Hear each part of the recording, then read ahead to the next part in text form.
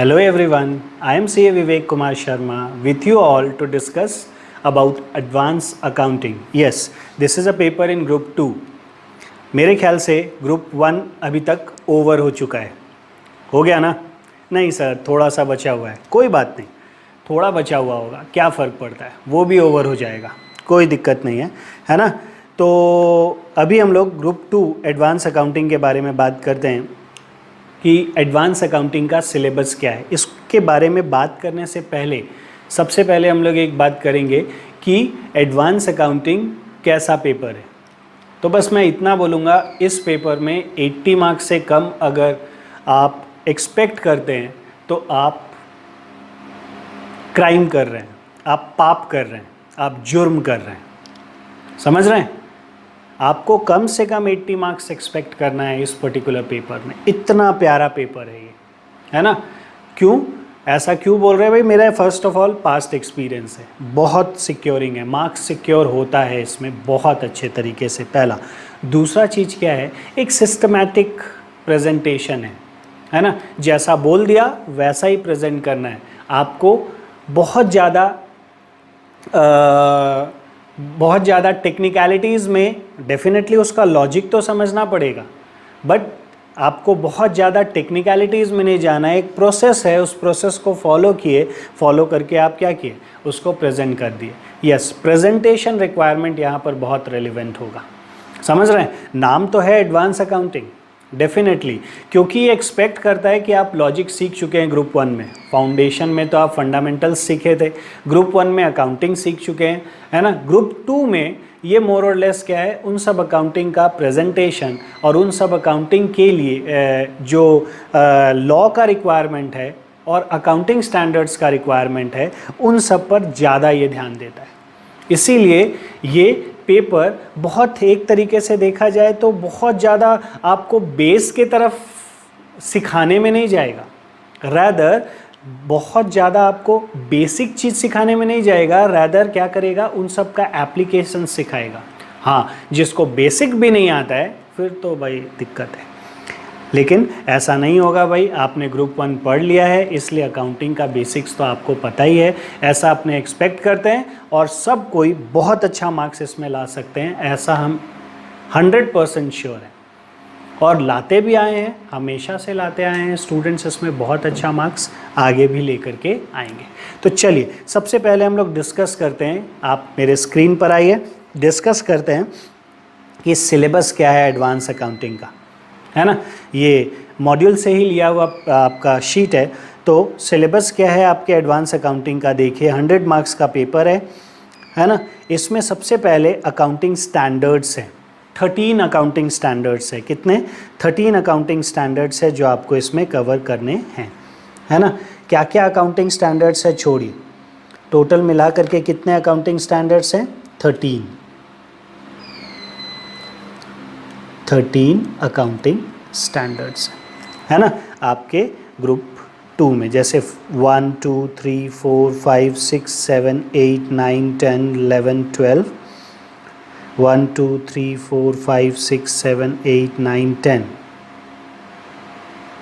11 12 13, है ना? तो 13 आपके अकाउंटिंग स्टैंडर्ड्स हैं। क्लियर? इन सबको हम लोगों को देखना है, जो हम लोग एकदम लास्ट में देखेंगे अकाउंटिंग स्टैंडर्ड। अकाउंटिंग स्टैंडर्ड का 2 एस्पेक्ट होता है, एक थ्योरेटिकल और दूसरा उसके ऊपर प्रॉब्लम्स, है ना? तो दोनों तरह के क्वेश्चंस आपके एग्ज़ाम में पूछे जाते हैं। ज़्यादातर प्रॉब्लम रिलेटेड क्वेश्चंस रहते हैं जिसमें आपको केस स्टडीज़ दिया रहता है और आपको आंसर करना रहता है, ये एज़ पर दी एएस है कि नहीं, है ना? तो ये फर्स्ट हुआ। सेकेंड है, आप अगर गौर करेंगे तो कंपनी अकाउंट से रिलेटेड कुछ चैप्टर्स हैं, है ना? ये किससे रिलेटेड है? कंपनी अकाउंटिंग से रिलेटेड। एक है एम्प्लॉय स्टॉक ऑप्शन प्लान, जिसको हम लोग आज डिस्कस करेंगे। Got it? Employ stock option plan ये हम लोग आज डिस्कस करेंगे। बाईबैक ऑफ सिक्योरिटी उसके बाद का चैप्टर है, and equity with differential right ये बेसिकली हम लोग देखेंगे, है ना? तो ये किससे रिलेटेड है? कंपनी से। तो कंपनी से सिर्फ इतना ही रिलेटेड नहीं है, इसके अलावा एमलगमेशन देखना है और लिक्विडेशन देखना है, रिकंस्ट्रक्शन देखना है ना? एमलगमेशन एक चैप्टर है, रिकंस्ट्रक्शन एक चैप्टर है, लिक्विडेशन एक चैप्टर है ना। हम लोगों का एम्प्लॉय स्टॉक ऑप्शन स्कीम एक चैप्टर हो गया, बाईबैक हो गया, डिफरेंशियल राइट कोई बहुत सेपरेट चीज़ नहीं है, उसी के साथ हम लोग उसको कवर करेंगे, है ना। तो हम बोल सकते हैं हमारा ये फर्स्ट चैप्टर है, ये सेकंड चैप्टर है, ये थर्ड चैप्टर है, ये फोर्थ चैप्टर है, ये फिफ्थ चैप्टर है लिक्विडेशन। फिर एक कब चैप्टर है बैंकिंग कंपनीज, सिक्स चैप्टर, है ना। सेवन चैप्टर है हम लोगों का NBFC, got it. Eight chapter है कंसोलिडेटेड फाइनेंशियल स्टेटमेंट, है ना। अगर आप गौर से यहाँ पर देखिए तो ये भी कंपनी अकाउंट से रिलेटेड है, ये भी आपका बाईबैक भी कंपनी अकाउंट से रिलेटेड है, एमलगमेशन रिकंस्ट्रक्शन भी कंपनीज अकाउंट से रिलेटेड है, लिक्विडेशन भी कंपनीज अकाउंट से रिलेटेड है, बैंकिंग और non banking financial company although ये भी कंपनीज होती है, लेकिन ये स्ट्रेट अवे कंपनीज अकाउंट से पूरा तरीके से रेगुलेटेड नहीं है, इनके लिए अपना अपना गाइडलाइंस है ना। ये बैंकिंग रेगुलेशन एक्ट, इसके लिए RBI कंट्रोल करता है ना और देता है, और इसके लिए भी उसी तरीके से RBI डायरेक्टिव्स देता है ना, और कंट्रोल करता है। और consolidated financial statement company based है। तो देखिए लॉ को बहुत हद तक यहाँ पर कवर किया गया है ना, बहुत हद तक लॉ को कवर किया गया है। लास्ट ये जो चैप्टर है, चैप्टर नंबर 9, ये पार्टनरशिप से रिलेटेड है, पार्टनरशिप से रिलेटेड है। तो पार्टनरशिप में एडवांस पार्टनरशिप है, दैट मीन्स कैसे डिसोल्यूशन होगा पार्टनरशिप का, क्योंकि आप एडमिशन, रिटायरमेंट, डेथ ये सब पढ़ चुके हैं पार्टनरशिप में। अभी आपको क्या पढ़ना है, डिसोल्यूशन कैसे होगा, साथ ही साथ पार्टनरशिप में आपका से कन्वर्जन अगर होगा कंपनी में तो उसको कैसे डील करेंगे, दो पार्टनरशिप मर्ज हो जाए तो उसको कैसे डील करेंगे, ये सब हम लोग को इस चैप्टर में देखना है। तो ये 9 चैप्टर्स हुए आपके अलग अलग, और उसके अलावा 10th चैप्टर हम बोल सकते हैं अकाउंटिंग स्टैंडर्ड है। ये AS हो गया आपका 10 चैप्टर्स। तो ये 10 चैप्टर्स हैं, तो AS भी रेगुलेटेड है, जैसा बोल दिया वैसे ही फॉलो करना है, ठीक है। और बाकी के सब भी कंपनी बेस्ड अकाउंटिंग है, तो जैसा जैसा कंपनीज एक्ट बोला है आपको उस प्रोविज़न को ध्यान रखते हुए उसको अप्लाई करना है। बेसिक अकाउंटिंग कॉन्सेप्ट्स तो होगा ही होगा, बेसिक अकाउंटिंग कॉन्सेप्ट्स तो आप यहाँ अप्लाई करेंगे ही करेंगे, बट अपार्ट फ्रॉम दैट आपको एक्ट को भी, लॉ को भी यहाँ पर फॉलो करना है। तो ये हो गया हमारा क्या, ये हो गया हमारा एक तरीके से देखा जाए तो पूरा का पूरा सिलेबस, और देखा जाए तो बहुत कुछ इसमें आपको लॉजिक बहुत सारा लगाने का ज़रूरत नहीं है, जैसा बोला है वैसा कर दो। हाँ, हम लोग जब सीखेंगे तो उसके लॉजिक को ज़रूर सीखेंगे, बट बहुत हद तक आपको यहाँ क्या करना है, यहाँ पर एप्लीकेशन करना है, या तो लॉ का या अकाउंटिंग स्टैंडर्ड्स का। बात समझ रहे हैं, ज़्यादातर तो लॉ का है, हाँ अकाउंटिंग स्टैंडर्ड से लगभग 16 मार्क्स का तो क्वेश्चन रहता ही रहता है, इसलिए उसको इग्नोर नहीं कर सकते, ज़्यादा भी आ सकता है। तो एक क्वेश्चन उससे रहता है, बाकी के सारे इधर से रहते हैं। बात समझ रहे हैं। तो इसीलिए बहुत ज़्यादा समय नहीं लगता है इसको ख़त्म करने में, हम लोग बहुत जल्दी से इसको ख़त्म कर सकते हैं, तो काफ़ी आराम से हम लोग इसको कवर करेंगे। Is this clear? तो ये है आपका सिलेबस ग्रुप 2 एडवांस अकाउंटिंग का। Is this clear? तो अब हम लोगों को स्टार्ट करना है एक एक चैप्टर को लेकर के, जो हमने 9 चैप्टर्स मार्क कराए हैं आपके, उन सब 9 चैप्टर्स को एक एक करके देखना है। तो हमारा फर्स्ट चैप्टर क्या है, एम्प्लॉय स्टॉक ऑप्शन प्लान, है ना।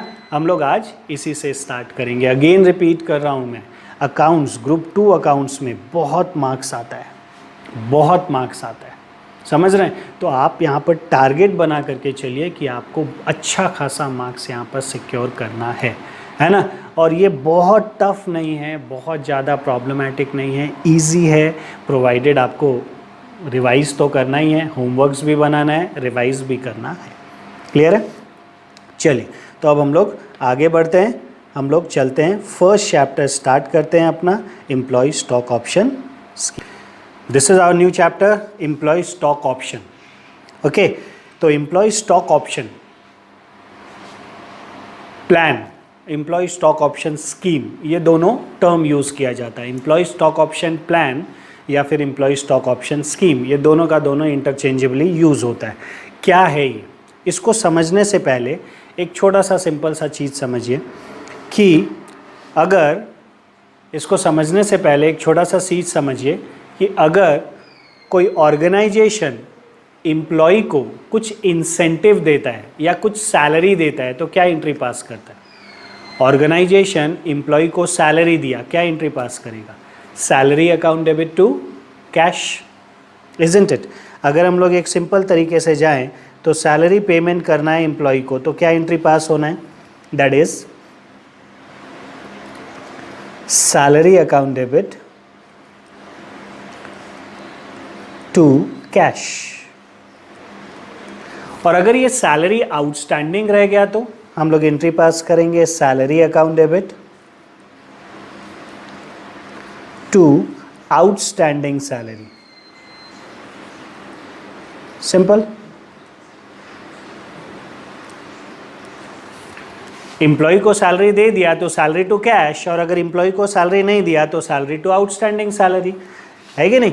तो उस केस में ये आउटस्टैंडिंग सैलरी है, हम लोगों को देना है फ्यूचर में सैलरी। एम्प्लॉय को बोनस देना है, क्या एंट्री पास करेंगे? बोनस टू एम्प्लॉय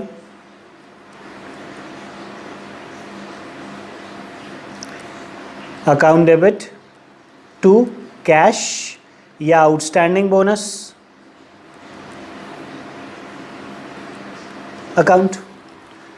अगर एम्प्लॉय को इंसेंटिव देना है, मान लीजिए कि और कोई स्टाफ वेलफेयर एक्सपेंसेस इनकर करना है से, तो staff welfare expenses to cash, यही तो जर्नल एंट्री होना है, और क्या चीज़ का एंट्री होना है? या आउटस्टैंडिंग रह जाता है तो staff welfare expenses account debit to outstanding staff welfare expenses, isn't it?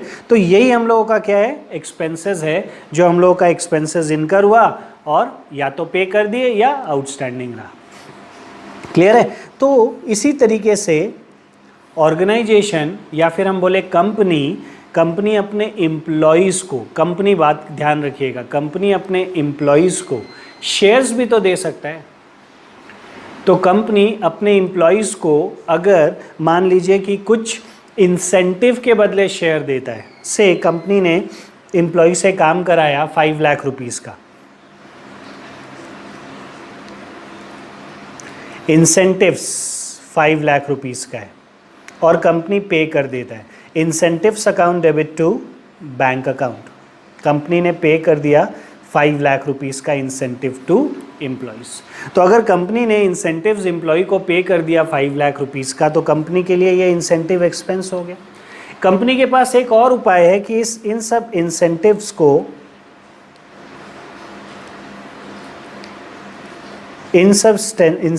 को वो शेयर्स के रूप में दे दे, शेयर कैपिटल,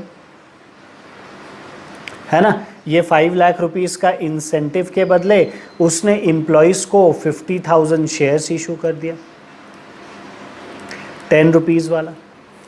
हो सकता है ये भी एंट्री पास हो सकता है कि भाई एम्प्लॉयज़ को इंसेंटिव के रूप में उसने क्या दे दिया? शेयर्स दे दिया। या फिर एम्प्लॉयज़ को इंसेंटिव पर शेयर तो दिया बट वो प्रीमियम पर दिया, है ना? मतलब एट पार नहीं दिया। इधर 10 रुपये का शेयर था, 10 रुपये में इशू किया, हो सकता है 10 रुपये का शेयर 50 रुपये में इशू करें।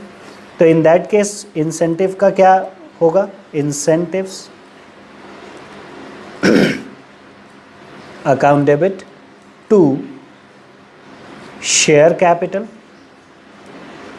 एंड टू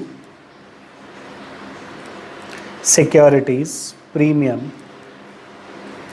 अकाउंट, है ना?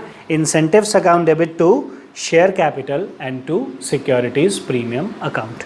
तो अगर हम लोग बात करते हैं से 10 रुपीज़ का आपका शेयर का प्राइस है, 40 रुपीज़ प्रीमियम है, शेयर का नॉमिनल वैल्यू है 10 का, 40 रुपीज़ प्रीमियम है। अपने को 5 लाख रुपीज़ का इंसेंटिव्स देना है ना? तो 5 लाख डिवाइडेड बाई 50, है ना? 5 लाख डिवाइडेड बाई 50, तो हम लोगों को सिर्फ 10,000 शेयर्स इशू करना पड़ेगा, है ना? 10,000 शेयर्स इशू करना पड़ेगा इंटू 50। तो अपने बोलेंगे incentives account debit to share capital 1 lakh and to securities premium 4 lakh. बोलिए, है ना? क्या इसमें कुछ भी अलग है? नहीं। एम्प्लॉयज़ को हमने क्या किया? शेयर्स इशू कर दिया, उसके वर्क के चलते उसको कुछ हम लोगों को पेमेंट करना है, उसके चलते हम लोग कैश भी दे सकते थे, चेक से पेमेंट कर सकते थे, उसके जगह पर अपने क्या किया? शेयर्स इशू कर दिया। Is this clear? तो ये कहलाएगा एम्प्लॉय को हमने क्या किया, कंपनसेट किया, एम्प्लॉय को हमने उसके काम के एवज में कुछ ना कुछ मेहनताना दिया। अग्री? अब we have paid emoluments to the employee, है ना, टूवर्ड्स देयर वर्क डन। तो ये एक तरह का एक्सपेंस हो गया, क्योंकि उसके बदले हम लोग को फ़ायदा मिला ऑर्गेनाइजेशन में, और अगर उसके बदले ऑर्गेनाइजेशन में फ़ायदा मिला तो हम लोग के लिए ये क्या है, एक्सपेंस है। तो हम लोग के लिए ये इंसेंटिव एक एक्सपेंस हो गया, है ना। हम क्या बोल सकते हैं, इंसेंटिव हम सैलरी के नाम से एम्प्लॉय को दे रहे हैं, हम उसको काम के बदले में बोनस दे रहे हैं, फिर उसको स्टाफ वेलफेयर एक्सपेंसेस इनकर कर रहे हैं, या उसको और किसी तरह का बेनिफिट्स दे रहे हैं। हम लोग बोल सकते हैं आराम से कि हम लोग एम्प्लॉय को बहुत सारा अलग अलग तरह का बेनिफिट्स प्रोवाइड कर रहे हैं। Is this clear? नाउ इन सब को हम बोल सकते हैं क्या, employ compensation. We are compensating employees, है ना। कंपनसेटिंग का मतलब किसी चीज़ के एवज में उसको क्या करें, समतुल्य उसका पेमेंट करें, है ना, कंपनसेट करें। ये किया तो उसको हम कंपनसेट कर दे रहे हैं, उसको उसके बदले में कुछ ना कुछ पेमेंट करके बराबर कर दे रहे हैं। तो हम लोगों ने एम्प्लॉय का मेहनत के बदले में उनको कुछ कंपनसेशन दिया। Might be in the form of cash, might be in the form by the way of cheque, might be in the form of shares, है ना। तो इन सब के बदले हम लोग एम्प्लॉय को क्या कर सकते हैं, मतलब एम्प्लॉय के काम के बदले हम लोग एम्प्लॉय को कंपनसेशन दिए। तो can we say that this is nothing but employ compensation. बात समझ में आया? चलिए, तो आप बोलेंगे ये डिस्कस क्यों कर रहे हैं, ये तो बहुत सिंपल सा चीज़ है, ये तो सब जानता है। अब हम लोग बात करेंगे उस चैप्टर के बारे में जिसमें हम लोग हैं, एम्प्लॉय स्टॉक ऑप्शन स्कीम। ये भी इसी तरीके से, इसी चीज़ से रिलेटेड है, जिस चीज़ के बारे में अभी हम लोगों ने बात किया ना, कि एम्प्लॉय से हम लोग मेहनत करवाएंगे, है ना, एम्प्लॉय से हम लोग मेहनत करवाएंगे और उसके बदले उनको शेयर्स देंगे। और ये नहीं कि बाद में बोलेंगे कि आपको शेयर्स मिलेगा, रैदर पहले ही बोल देंगे कि आपको शेयर्स मिलेगा। Is this clear? या आप मेरे लिए ऐसा ऐसा करो, I will give you shares. बात समझ रहे हैं? एम्प्लॉय को अपने बोलेंगे, एम्प्लॉयज़ हो, डायरेक्टर्स हो, उनको अपने बोलेंगे क्या, कि भाई आप मेरे लिए ये काम करो, है ना, अगर आप ये काम कर देते हो तो हम आपको उसके बदले शेयर्स देंगे। तो प्री स्पेसिफाइड वर्क है ना। अगर वो एम्प्लॉय कर देता है, अगर वो डायरेक्टर कर देता है, तो उसके बदले क्या होगा, शेयर्स इशू होगा। तो बोलिए क्या है ये एम्प्लॉय को कंपनसेशन ही तो है, फ्री में तो नहीं दे रहे हैं, एम्प्लॉय से काम करा रहे हैं, डायरेक्टर्स से काम करा रहे हैं, और उसके बदले में उसको किसी न किसी तरह का इंसेंटिव दे रहे हैं, और ये इंसेंटिव शेयर्स हैं। Is this clear? तो अब इसको हम लोग को समझना है ऑप्शन के हिसाब से। ऑप्शन का मतलब क्या, आप मेरे को ऐसे बताइए, ऑप्शन का मतलब क्या होता है इन जनरल? करेक्ट, ऑप्शन का मतलब होता है ऑल्टरनेटिव्स, है ना। ऑप्शन का मतलब क्या, आपके पास ऑप्शन है, आप ये भी कर सकते हैं, वो भी कर सकते हैं, वो भी कर सकते हैं। अभी जैसे आपके पास ऑप्शन है कि आप जैसे समझ लीजिए कि YouTube चैनल ओपन किए हुए हैं, आप उसमें वीडियो देख रहे हैं, और वीडियो देखते देखते आपके पास ऑप्शन भी है सो जाएं। है क्या ये ऑप्शन? नहीं, एकदम नहीं है ये ऑप्शन। समझ रहे हैं? ऐसा नहीं है। खैर चलिए, तो आपके पास बहुत सारे ऑप्शंस रहते हैं किसी चीज़ को करने के लिए, तो उसमें से आप कोई एक काम करते हैं, तो सिलेक्टिंग द बेस्ट ऑल्टरनेटिव, है ना, जो आपको सबसे अच्छा लगा वो ऑल्टरनेटिव आप सेलेक्ट कर लेते हैं। तो ऑप्शन में यही होता है, आपके पास ऑल्टरनेटिव्स होते हैं, उसमें से कोई एक आपको सिलेक्ट करना पड़ता है। Is this clear? यहाँ पर अगर हम बात करें तो ऑप्शन को समझने से पहले बेटर है फॉरवर्ड को समझना। फॉरवर्ड एक कॉन्ट्रैक्ट है ना। फॉरवर्ड कॉन्ट्रैक्ट को समझना क्या होता है। फॉरवर्ड कॉन्ट्रैक्ट वो है कि आज ही हम लोग डिसाइड करते हैं, हम अगर बात करते हैं, फॉरवर्ड है, फ्यूचर है, ऑप्शंस है, ये सब, लेकिन एकदम लेमैन की तरह हम लोग बात करते हैं फॉरवर्ड कॉन्ट्रैक्ट के बारे में। फॉरवर्ड कॉन्ट्रैक्ट, इसमें क्या है, दो पार्टी है, एक है बायर और एक है सेलर। ठीक है, बायर सेलर को बोलता है कि हम आपसे 1000 units at the rate of ₹50 per unit purchase करेंगे आफ्टर अ मंथ, है ना। हम 1000 यूनिट्स, बायर बोल रहा है 1000 units at the rate of ₹50 per unit to be purchased after a month, और सेलर अग्री कर देता है। तो सेलर क्या प्रॉमिस किया, सेलर ने भी प्रॉमिस किया okay I will say like sell you goods 1000 units at the rate of ₹50 per unit. बात समझ रहे हैं। तो बायर ये बोल रहा है कि हम आपसे 1000 यूनिट्स खरीदेंगे, सेलर ये बोल रहा है हम आपको 1000 यूनिट्स बेचेंगे। दोनों आपस में ये एग्रीमेंट कर लिए, बायर भी सेलर भी। ठीक है, अब क्या है, कब होगा ये, आफ्टर 1 मंथ। मान लीजिए ये कॉन्ट्रैक्ट हुआ 1/1/2020 में, तो in that case after 1 month तो आपका 1 फरवरी 2020 होगा। तो 1 फरवरी 2020 में बायर सेलर से वो 1000 यूनिट्स लेने जाएगा, है ना, क्योंकि पहले ही कॉन्ट्रैक्ट हो चुका है कि हम आपसे 1000 units at the rate of ₹50 per unit खरीदेंगे आफ्टर अ मंथ, और सेलर एग्री किया। इसका मतलब seller is liable to give delivery of those 1000 units and buyer is liable to pay ₹50,000 towards those 1000 units. Agree. अभी अगर हम लोग बात करें तो बायर और सेलर दोनों का ये कॉन्ट्रैक्ट है। नाउ इस दिन का एक्चुअल प्राइस हो सकता है से 60 रुपीज़ हो जाए, और इस दिन का हो सकता है एक्चुअल प्राइस 45 रुपीज़ हो जाए, है कि नहीं।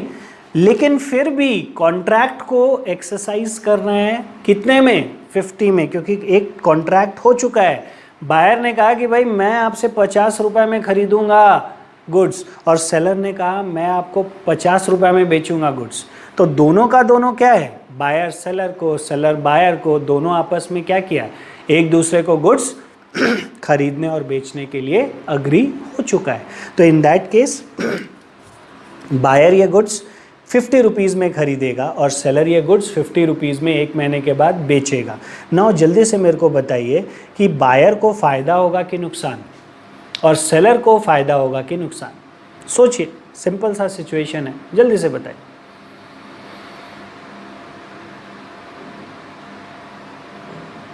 सोच लिया। चलिए, अगर बायर सेलर से कॉन्ट्रैक्ट के हिसाब से खरीदेगा तो उसको 50 रुपीज़ में मिलेगा, जबकि मार्केट का एक्चुअल प्राइस 60 रुपीज़ है। तो बायर को अगर ये कॉन्ट्रैक्ट नहीं करता तो इस गुड्स को उसको 60 रुपीज़ में खरीदना पड़ता फ्रॉम द मार्केट। तो बायर इसको 60 में नहीं खरीद करके 50 में खरीदेगा, तो बायर को गेन हो गया कितने रुपीज़ का, 10 रुपीज़ का, और 1000 यूनिट्स में 10,000 रुपीज़ का गेन हो गया। अग्री। बायर को यहाँ पर 10,000 रुपीज़ का गेन हो गया। वही अगर हम बात करें सेलर को, सेलर क्या करता, बाज़ार में अगर किसी को बेचता तो उसको 60 रुपीज़ मिलता, लेकिन इसको बेचा तो 50 मिल रहा है।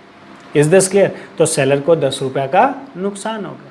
ठीक है, तो सेलर के लिए यहाँ पर क्या है, लॉस है 10 रुपये का, और बायर के लिए 10 रुपीज़ का प्रॉफिट।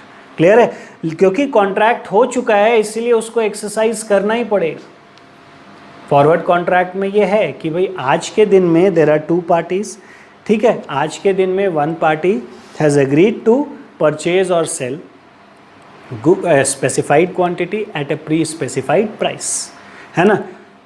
क्वांटिटी भी प्री स्पेसिफाइड है और प्राइस भी क्या है, प्री स्पेसिफाइड है ना। तो एंटर कर गए कॉन्ट्रैक्ट में कब, आज ही, है ना। एकदम सिंपल तरीके से इसको समझिए, आज ही कॉन्ट्रैक्ट में हम लोग एंटर कर गए। लेकिन इसको सेटल करना है कब, इसको सेटल करना है प्री स्पेसिफाइड फ्यूचर डेट में, जिसमें क्वांटिटी भी पहले से डिसाइडेड है और प्राइस भी पहले से डिसाइडेड है। तो this contract is called forward contract. ठीक है, clear. A contract entered between 2 parties, है ना, to be settled at a future date, है ना। तो क्योंकि देखिए 1 महीना बाद सेटल हो रहा है, of a fixed quantity at a predetermined price, है ना। तो contract entered between two parties to be settled at a future date, है ना, of a fixed quantity at a predetermined price, this is called forward contract, है ना। अभी अगर हम बात करें इस वाले 60 रुपीज़ वाले एग्जाम्पल का, तो 60 रुपीज़ वाले एग्जाम्पल में हम लोगों का 60 में बायर नहीं खरीदता है, रादर 50 में खरीदता है, तो 10 रुपये का प्रॉफिट हो जाता है बायर को, और सेलर को 10 रुपये का लॉस होता है, क्योंकि वो बाज़ार में 60 में बेचता, उसके जगह उसको कितने में बेचना पड़ रहा है, 50 में। अभी अगर हम 45 का एग्जाम्पल ले तो क्या होगा, अगर उसका प्राइस 45 रुपीज़ हो गया, मान लीजिए उसका प्राइस, ये सेकंड केस है, 45 हो गया, तो क्या होगा, बायर को फिर भी इसको कितने में खरीदना पड़ेगा, 45 में नहीं बाबा, 50 में खरीदना पड़ेगा बायर को, क्योंकि बायर कॉन्ट्रैक्ट कर चुका है, बायर को इसको 50 में खरीदना पड़ेगा। तो यहाँ बायर का क्या हो गया, लॉस हो गया, कितने का, 5 का। प्राइस कम हो गया तो प्री डिटरमाइंड प्राइस क्योंकि ज़्यादा था, बायर को ज़्यादा पैसा देना पड़ेगा, तो बायर का लॉस हो गया, कितना रुपया, 5 रुपीज़। वही अगर हम बात करें तो यहाँ पर क्या होगा, इसने बाज़ार में 50 में बेचा, जबकि मार्केट प्राइस कितना है 45, तो इसका गेन हो गया, कितने का, 5 रुपीज़, है ना, क्योंकि इसको बाज़ार में कितना मिल जाता, 45, लेकिन अभी इससे कितना मिला, 50, तो इसको 5 रुपये का गेन हो गया। तो सेलर को इस केस में गेन, बायर को लॉस, पहले वाले केस में बायर को गेन, सेलर को लॉस। तो फॉरवर्ड कॉन्ट्रैक्ट में बायर और सेलर दोनों में से किसी को भी गेन या लॉस हो सकता है ना, बायर को भी हो सकता है, सेलर को भी हो सकता है, तो किसी को भी गेन या लॉस हो सकता है। ये है फॉरवर्ड कॉन्ट्रैक्ट, जिसको एक फ्यूचर प्री डिटरमाइंड प्राइस पर और क्वांटिटी पर सेटल करना होता है। बात समझ में आया। तो आप बोलेंगे सर ऑप्शन पढ़ा रहे हैं, फिर फॉरवर्ड का क्या बात की, नहीं, अब ऑप्शन समझिए। फॉरवर्ड समझ में आया होगा, तो ऑप्शन, ऑप्शन क्या होता है, ऑप्शन बोलते ही ऑल्टरनेट हो जाता है, और ऑल्टरनेट किसके पास है, ऑल्टरनेटिव बायर के पास है। क्या है बायर के पास ऑल्टरनेटिव,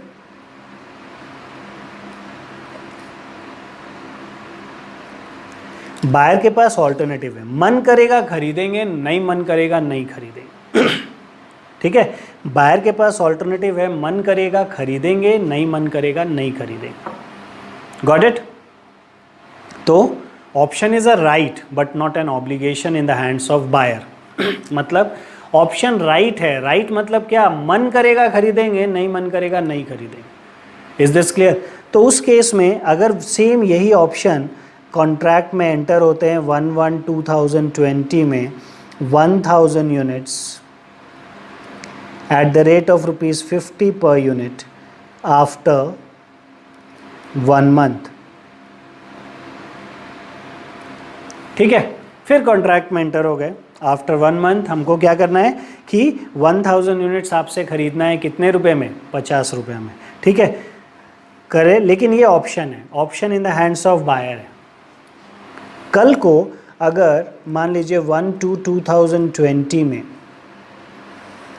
फर्स्ट केस जाते हैं, एक्चुअल प्राइस 60 रुपीज़ हो जाता है। अगर एक्चुअल प्राइस 60 रुपीज़ हुआ है तो बताइए क्या बायर उसको खरीदेगा कि नहीं खरीदेगा। बायर देखेगा अरे मार्केट प्राइस 60 है, इससे कितने में खरीदना है, 50 में खरीदना है, ये तो फायदे का चीज़ है, चलो जल्दी से खरीद लो। तो in that case buyer will exercise this contract, है ना, और बायर को गेन हो जाएगा कितने रुपए का, गेन हो जाएगा 10 रुपये का, इजंट इट। वही अगर सेलर को बात करें तो सेलर को लॉस हो जाएगा कितने का, 10 रुपये का। अग्री। अभी दूसरा केस देखते हैं, बी,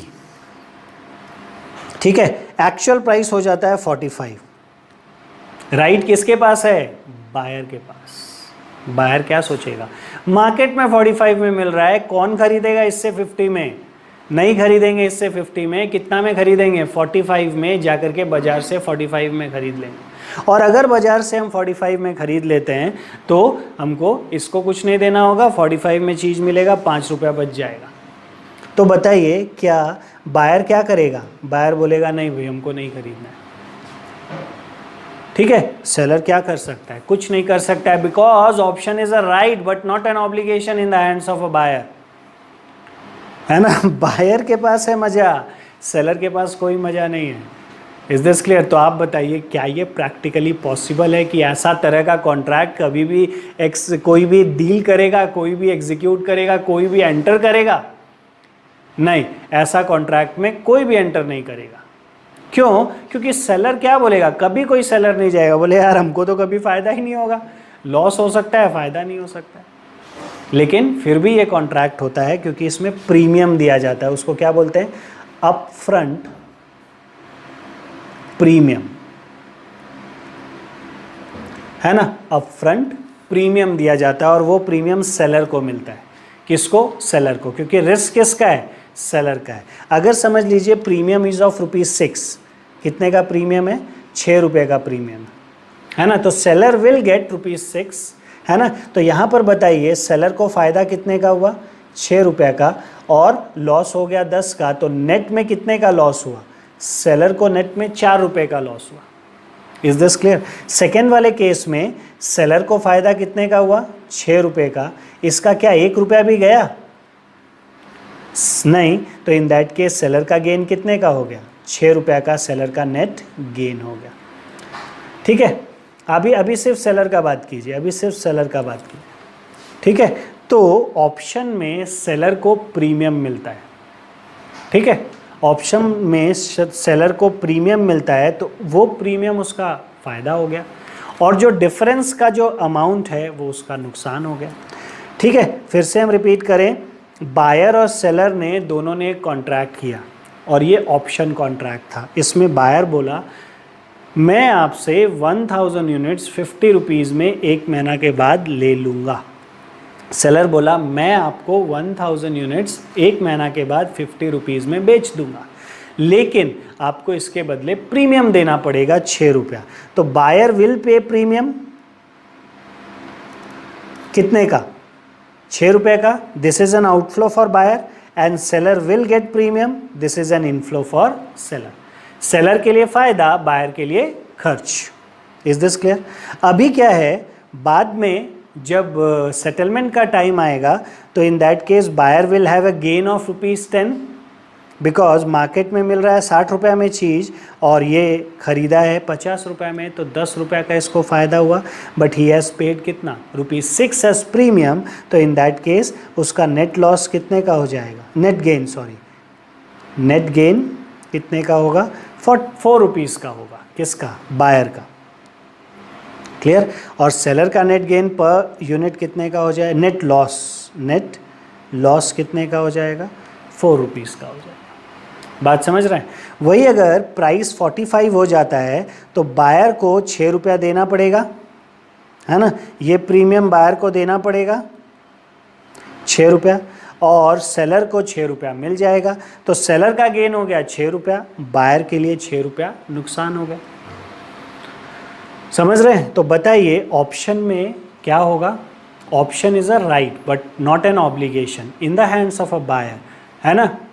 ठीक है, ऑप्शन क्या है? बायर के हाथ में हमेशा एक राइट है, ऑब्लिगेशन नहीं है।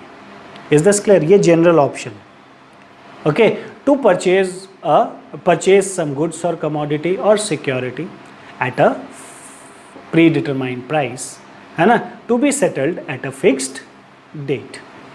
ठीक है, तो और सब कुछ सेम है, बट क्या चीज़ आ जाएगा? बायर के हाथ में this option is a right but not an obligation.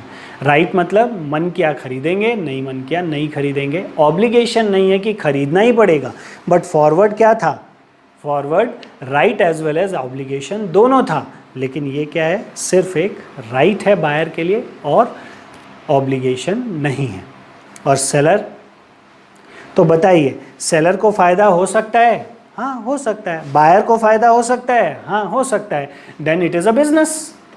किसी को भी फ़ायदा हो सकता है, किसी को भी नुकसान हो सकता है, इजंट इट? तो फ़ायदा नुकसान किसी को भी हो सकता है, that is why it's a business, है ना। तो ये इसीलिए पॉसिबल है, ऑप्शन भी बाज़ार में होता है। Is this clear? और अच्छा खासा होता है। Got it? खैर मेरे ख्याल से फॉरवर्ड कॉन्ट्रैक्ट और ऑप्शन कॉन्ट्रैक्ट ये दोनों चीज़ आपको समझ में आया होगा। फॉरवर्ड कॉन्ट्रैक्ट क्या है? फॉरवर्ड कॉन्ट्रैक्ट एक कॉन्ट्रैक्ट है जिसमें बायर और सेलर मतलब दो पार्टीज़ एग्रीमेंट करते हैं जिसको सेटल करना है फ्यूचर डेट में at a predetermined price of a fixed quantity. Clear है? लेकिन ऑप्शन क्या है? ऑप्शन एक राइट है in the hands of the buyer to purchase any goods और कमोडिटी और security at a predetermined price, है ना? क्लियर है? At a predetermined price of a fix quantity to be settled at a future date. Clear है? तो ये दोनों का दोनों चीज़ है।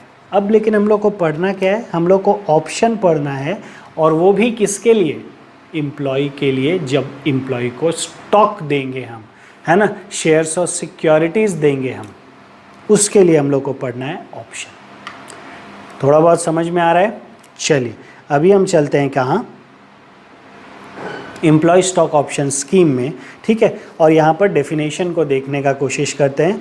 तो as per section 2 subsection 37 of the Companies Act 2013, employee stock option means the option given to the whole-time directors, officers और employees of the company। तो डायरेक्टर को भी ये मिल सकता है, ऑफिसर को भी मिल सकता है, एम्प्लॉयज़ को भी मिल सकता है। which give such directors, officer or employees the benefit or right to purchase or subscribe at a future date the securities offered by the company at a predetermined price।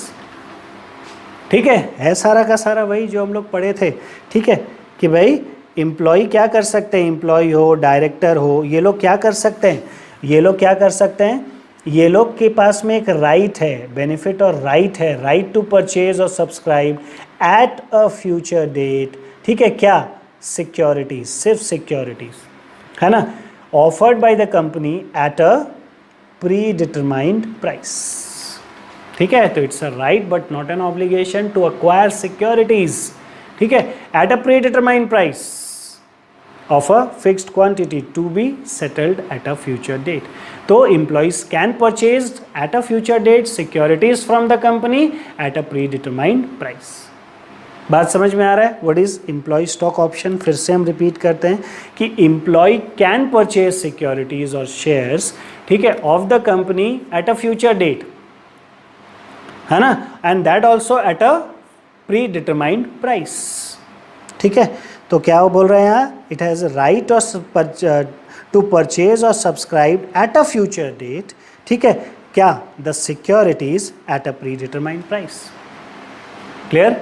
तो employ के पास क्या है? Employ के पास एक right है कि वो pre determined price पर कंपनी का सिक्योरिटीज खरीद सकता है ना, और वो भी फ्यूचर डेट पर। चलिए ये तो समझ में आया, बट कंपनी क्यों देगा सिक्योरिटी एम्प्लॉय को फ्यूचर डेट पर?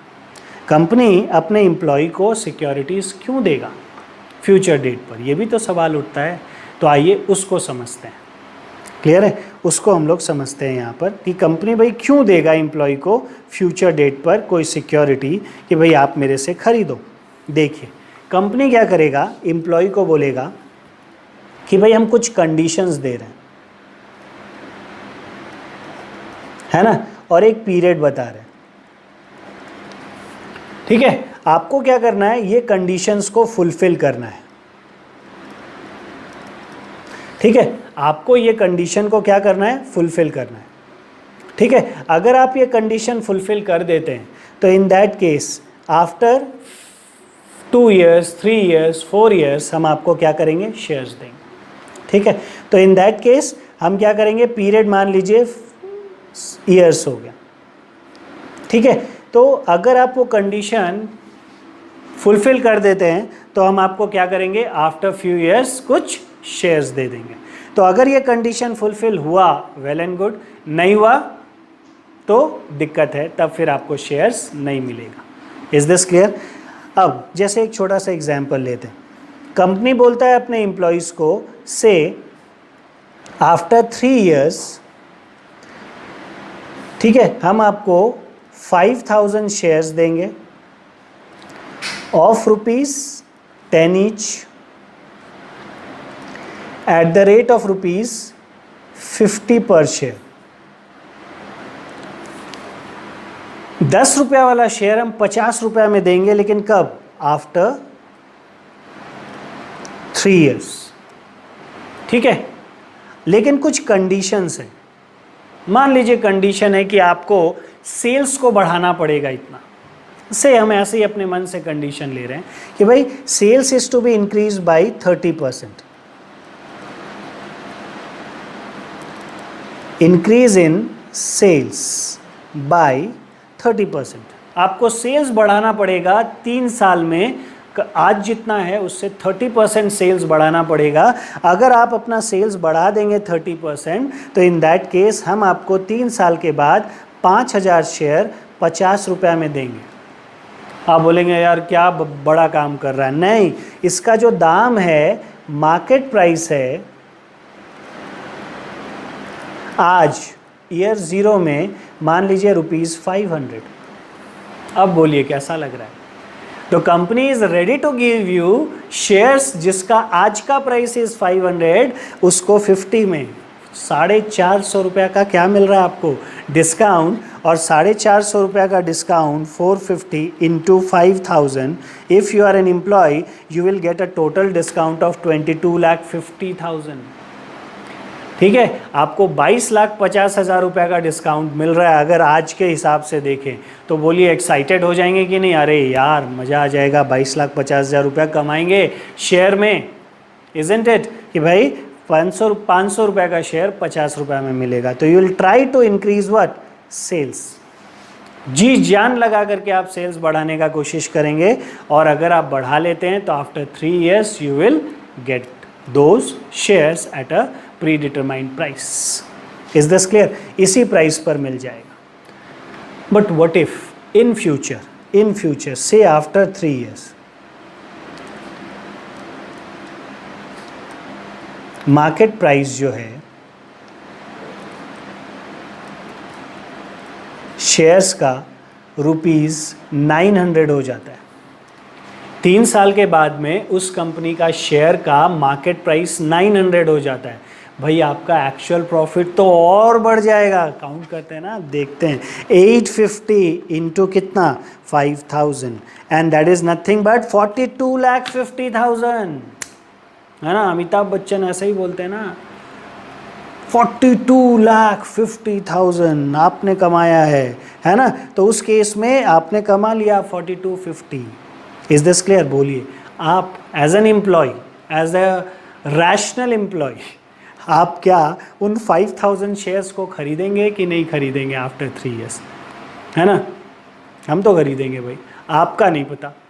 ठीक है, आप समझो। और मेरे ख्याल से एम्प्लॉयज़ डेफिनेटली खरीदेंगे। लेकिन what if after 3 years the market price of shares comes to ₹30? क्या होगा? खरीदेंगे? नहीं खरीदेंगे, क्योंकि उसको खरीदेंगे तो गड़बड़ है। ₹50 में दे रहा है कंपनी, और वैसा शेयर जो घटता जा रहा है और जिसका दाम आज के दिन में बाजार में ₹30 है, बाजार से खरीदेंगे। अगर खरीदने का मन हुआ तो आपसे क्यों खरीदेंगे? Isn't it? तो एम्प्लॉय नहीं खरीदेगा। तो एम्प्लॉय के पास क्या ये राइट है? हाँ, क्योंकि ये क्या है? ऑप्शन है। This is an option. Is this clear? तो एम्प्लॉय इसमें ऑप्शन एक्सरसाइज नहीं करेगा, इसमें ऑप्शन एक्सरसाइज कर लेगा। बोलिए समझ में आ रहा है? तो फिर से हम जल्दी से इसको एक बार समराइज करते हैं। क्या?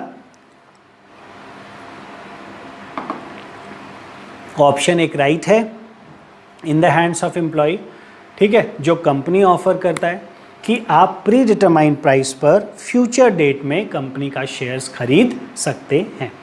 आप फ्यूचर डेट में प्री डिटरमाइंड प्राइस पर कंपनी का शेयर्स खरीद सकते हैं। Is this clear? तो ये कौन बोलता है? ऑप्शन पर ये कंपनी को एक कंपनी ने एम्प्लॉय को एक ऑफ़र किया। एम्प्लॉय हो, डायरेक्टर हो, ऑफिसर हो, उनको एक ऑफ़र किया, लेकिन उसके साथ साथ कंडीशंस बता दिया। ठीक है, तो ये कंडीशंस फुलफिल होगा तब फिर क्या होगा? तब फिर आप ये शेयर्स खरीद सकते हैं। नहीं होगा तो आप नहीं खरीद सकते। Is this clear? तो वो कंडीशन अगर फुलफिल कर लेते हैं तो यू कैन परचेज। तो कब आप खरीदेंगे? जब आपको फ़ायदा होगा तब आप खरीदेंगे। तो if the market price is higher then the price that is to be given to the company, in that case definitely we'll go for it, otherwise we will not purchase। ठीक है, आप बोलेंगे ऐसा कुछ पढ़ा हुआ है, हाँ कभी सुने भी थे पहले। कहाँ सुने थे बताइए तो, कहाँ सुने थे? क्या ये सब चीज़ कहीं सुने? यस, सही बोले आप उधर बोले, मेरे को इधर सुनाई दे दिया, देख लीजिए। आप बोल रहे हैं इनकम टैक्स में पढ़े थे, जब हम लोग सैलरी चैप्टर पढ़ रहे थे तो वहाँ पर सैलरी में सेक्शन 17 सब सेक्शन 2 जो परक्विजिट का था उसमें ये चीज़ था। हाँ उसमें ये था, परक्विजिट था ये, इजंट इट? तो एम्प्लॉय स्टॉक ऑप्शन स्कीम और स्पेसिफाइड सिक्योरिटीज़ अगर एम्प्लॉय को मिलता है तो वो परक्विजिट होता है।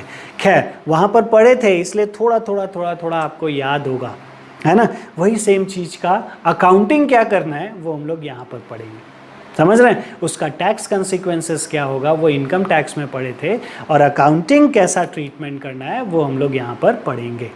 बात समझ में आ रहा है मेरा? चलिए वेरी गुड। तो अभी हम बात करते हैं इन सब टर्म्स के बारे में, है ना।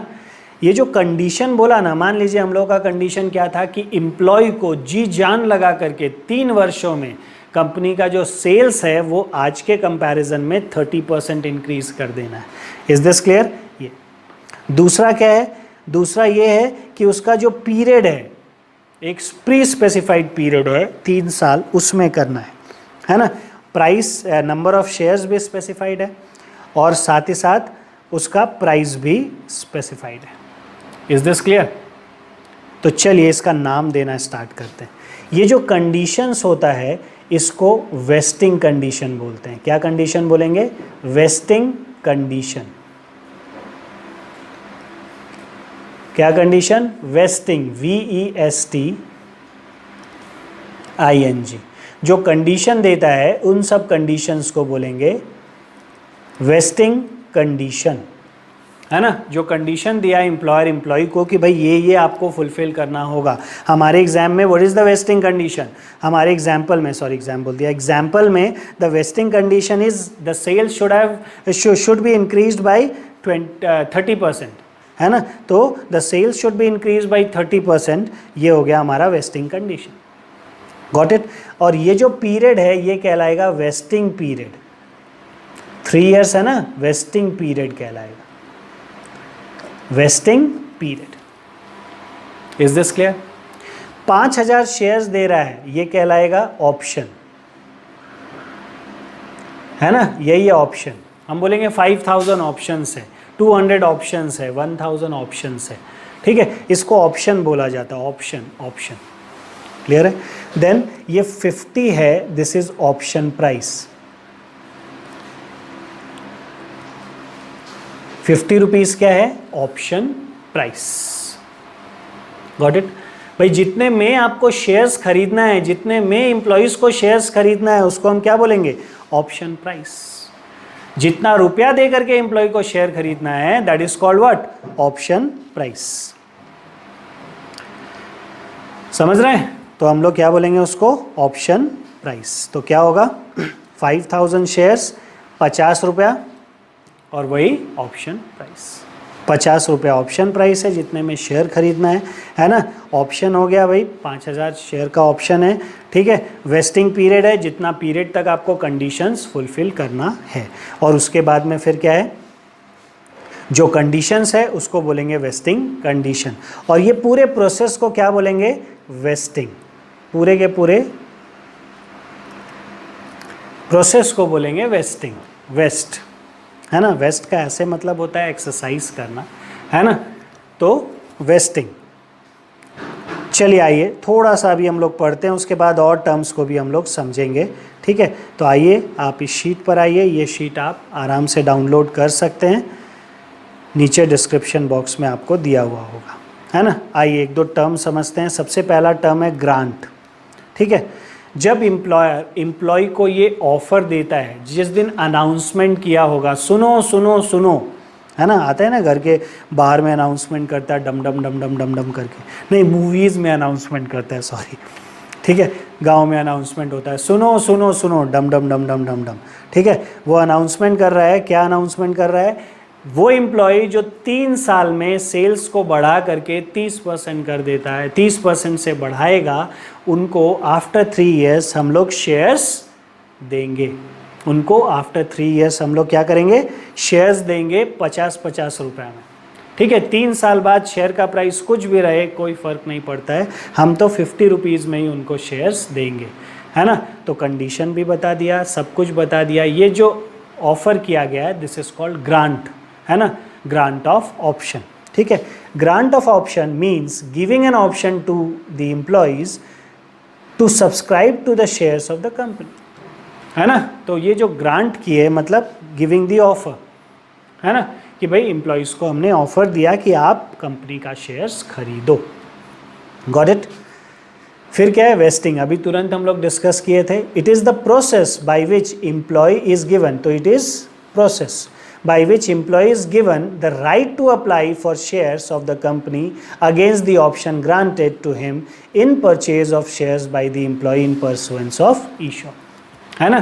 तो भाई ये क्या है, ये एक प्रोसेस है जिसमें क्या है, एम्प्लॉय को एक राइट दिए हैं जिससे कंपनी का शेयर्स वो खरीद सकता है, तो that is basically a process, ठीक है।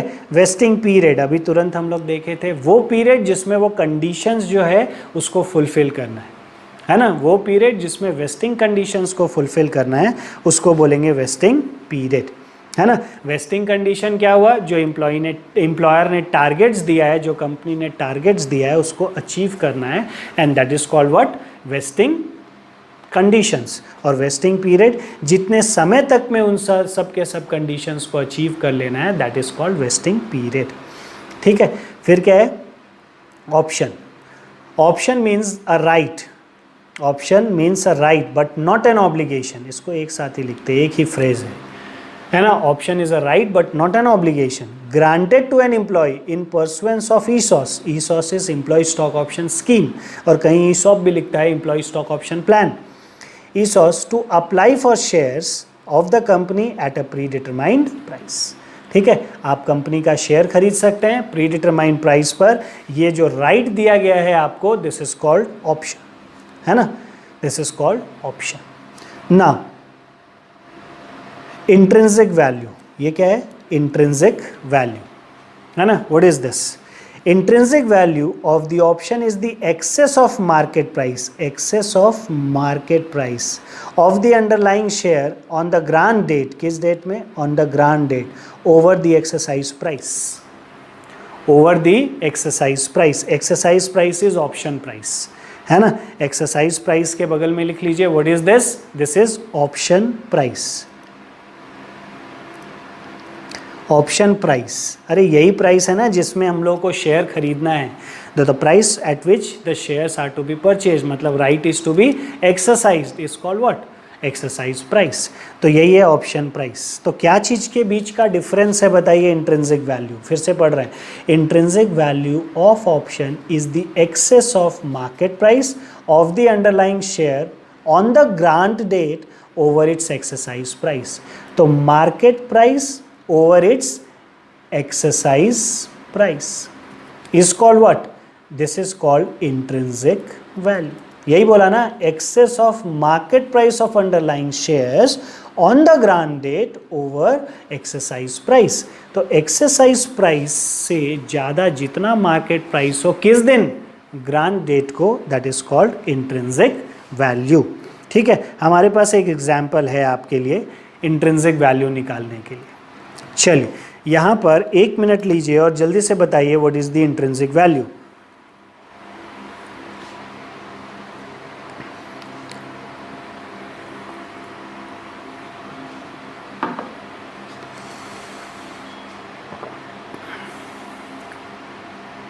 बताया आपने what is the intrinsic value, simple, क्या चीज का, मार्केट प्राइस उस ऑप्शन का, कब का, जिस दिन ग्रांट किया गया, ये नहीं जिस दिन एक्सरसाइज करना है उस दिन का, फ्यूचर का नहीं, जिस दिन ग्रांट किया गया उस दिन का, उस दिन का मार्केट प्राइस क्या है, Y0 का मार्केट प्राइस इज 500, ठीक है। और इसको कंपेयर करेंगे ऑप्शन प्राइस से, उसी को एक्सरसाइज प्राइस भी बोलते हैं। Option price is 50, that means 450 is nothing but intrinsic value. क्या वैल्यू? Intrinsic value.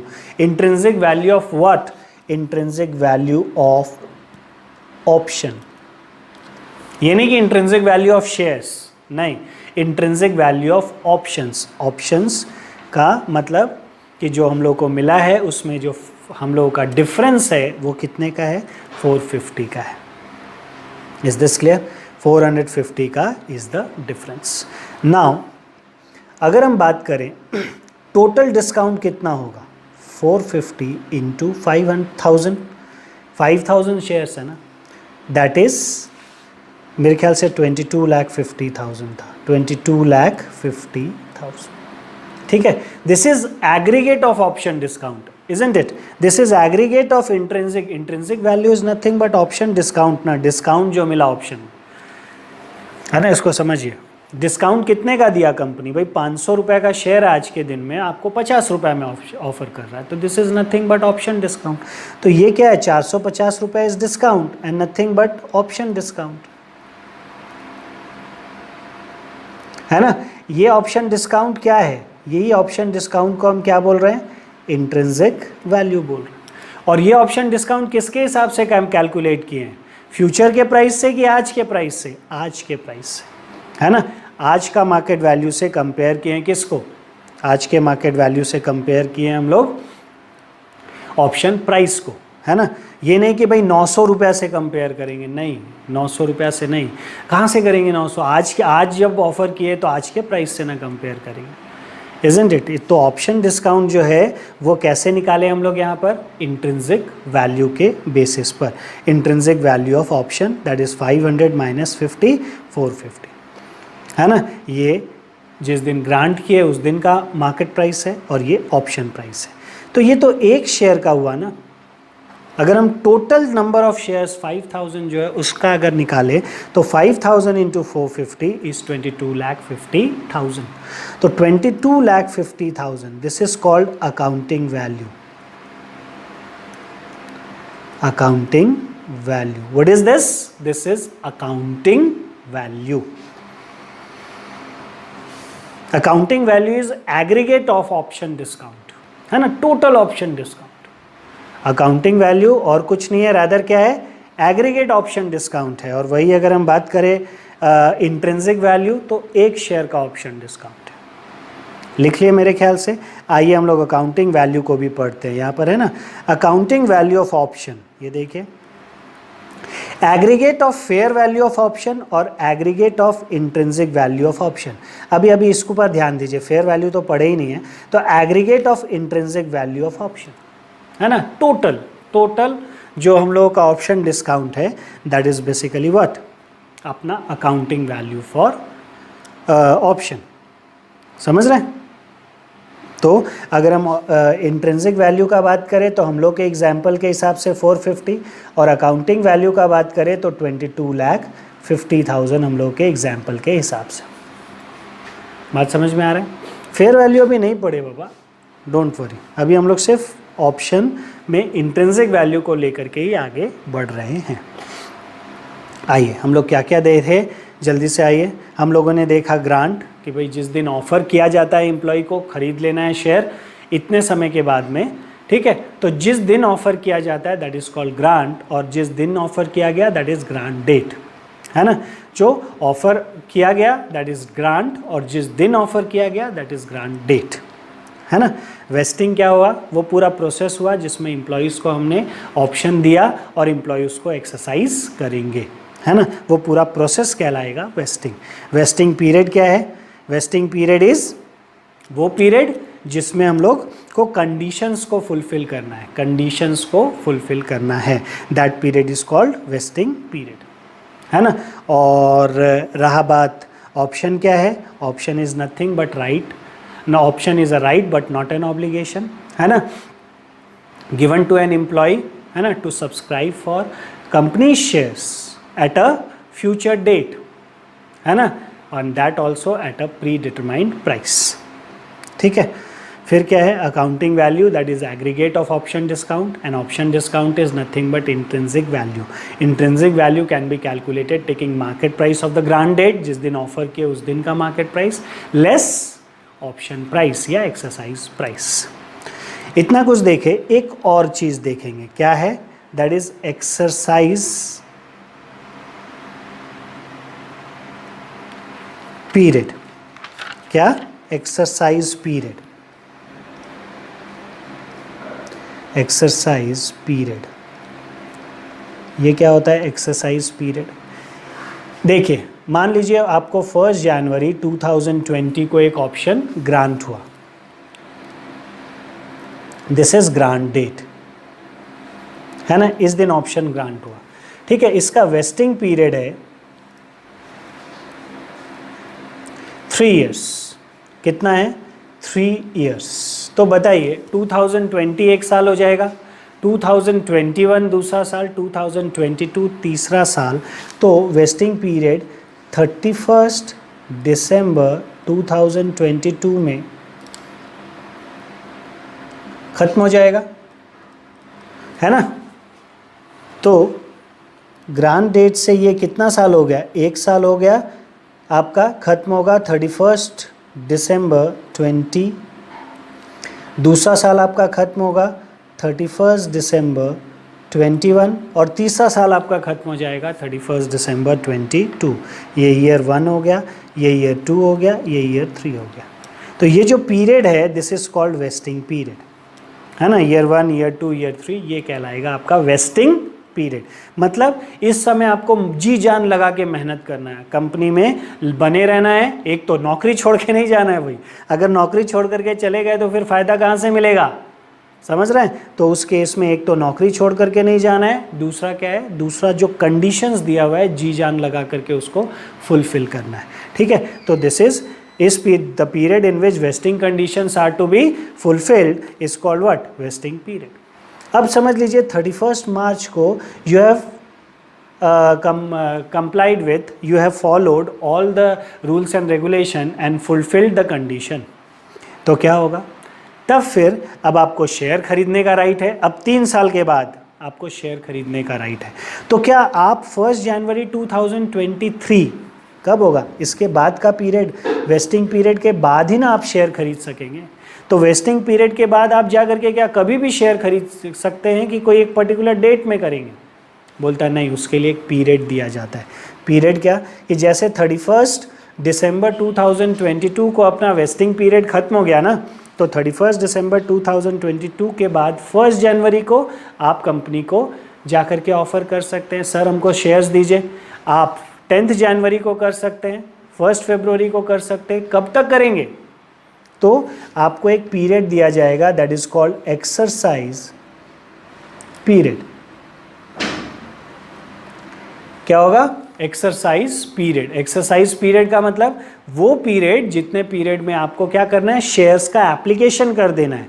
मतलब मान लीजिए ये 1 ईयर है, 1 ईयर, इसका मतलब 31 दिसंबर के बाद से 1 ईयर 31 दिसंबर 2023 तक, ये जो 1 ईयर है आफ्टर वेस्टिंग पीरियड, क्योंकि आपने कंडीशंस फुलफिल कर दी, तो वेस्टिंग पीरियड के बाद आपको क्या मिलेगा, टाइम मिलेगा कि कितने दिन के अंदर आप शेयर्स खरीदने का एप्लीकेशन दे सकते हैं. मतलब आपका जो राइट है उस राइट को आप कितने दिन के अंदर एक्सरसाइज कर सकते हैं, that is called what, that is called आपका एक्सरसाइज पीरियड, है ना. तो जितने दिन के अंदर आप शेयर खरीदने का एप्लीकेशन दे सकते हैं, that period is called exercise period. बात समझ रहे हैं. तो शेयर खरीदने का एप्लीकेशन आप वेस्टिंग पीरियड खत्म होने के बाद कभी भी दे सकते हैं, लेकिन कब तक, जितना एक्सरसाइज पीरियड होगा उसके बीच में. इज दिस क्लियर, समझ रहे हैं. तो आपका क्या है, वेस्टिंग पीरियड हुआ जितने समय में कंडीशंस फुलफिल करना है, एक्सरसाइज पीरियड वेस्टिंग पीरियड का के बाद का पीरियड जितने दिन के अंदर आपको शेयर्स का क्या कर लेना है, एप्लीकेशन कर देना है, that is called exercise period. Is this clear, this is after the vesting period. चलिए, तो क्या क्या हम लोग टर्म्स यहाँ पर समझ गए, देखे हैं हम लोग यहाँ पर टर्म्स देखे. एक तो देखे क्या, चलिए हम यहाँ लिख ही लेते हैं. एक देखे ग्रांट, एंड ग्रांट डेट। एक देखे वेस्टिंग, एक देखे वेस्टिंग पीरियड, एक देखे वेस्टिंग कंडीशन, एक देखे ऑप्शन प्राइस जिसका दूसरा नाम है एक्सरसाइज प्राइस, और फिर देखे आपका वेस्टिंग हो गया, फिर आपका देखे एक्सरसाइज पीरियड, फिर देखे इंट्रिंसिक वैल्यू, है ना। फिर अरे बाबा ऑप्शन भी तो देखे, ऑप्शन, एंड साथ ही साथ अकाउंटिंग वैल्यू, है ना। ये सबका सब कुछ अभी हम लोग देखे हैं, है ना।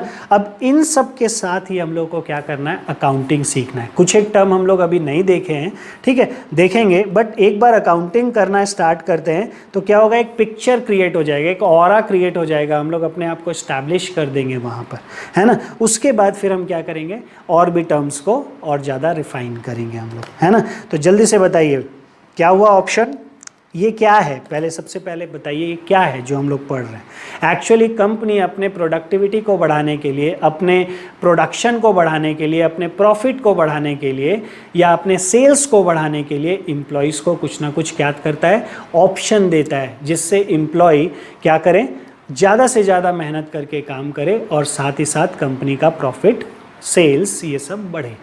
इसके साथ साथ एक और फ़ायदा होगा कि कंपनी के एम्प्लॉय कंपनी को छोड़ करके नहीं जाएंगे, है ना। भाई 3 साल तक तो फंसा के रख लिए, ठीक है। इसके अलावा एक लॉक इन पीरियड भी होता है, खैर अभी नहीं बात करते।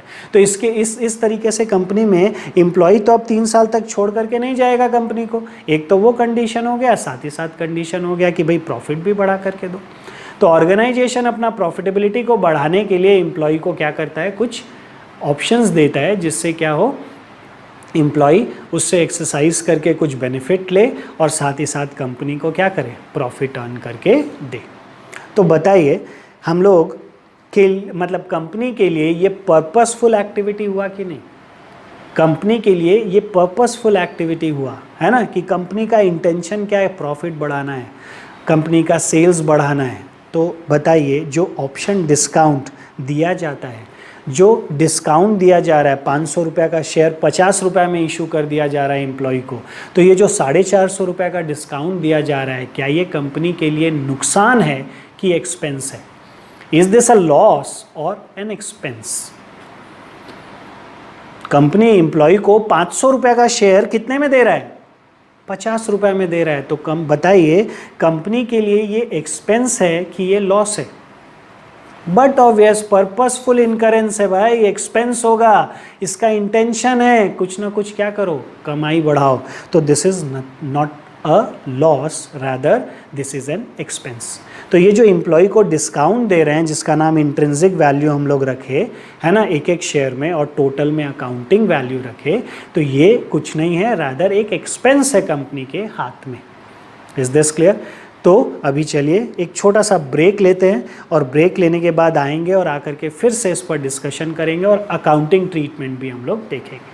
तो जल्दी से भाग करके जाइए और दौड़ करके वापस आइए। ब्रेक के बाद मिलते हैं इसका अकाउंटिंग ट्रीटमेंट के लिए, ठीक है।